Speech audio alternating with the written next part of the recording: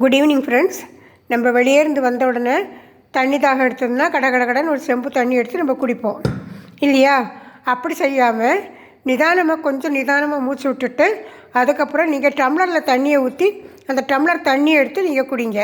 அப்படி குடித்த உடனே என்ன ஆகும்னா, நிதானமாக நீங்கள் குடிக்கும்போது உங்களுக்கு தண்ணி நிறைய குடிக்க முடியும். செம்போடு குடித்தோன்னா அண்ணாந்து குடிக்கும்போது நிறைய குடிக்க முடியாது.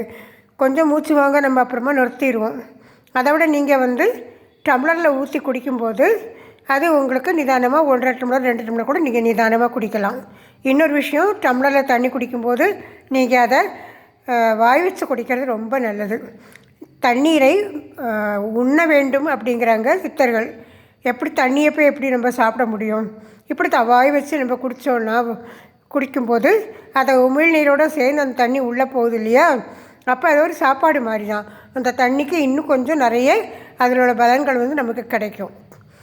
நல்ல டிப்ஸாக ஃப்ரெண்ட்ஸ்.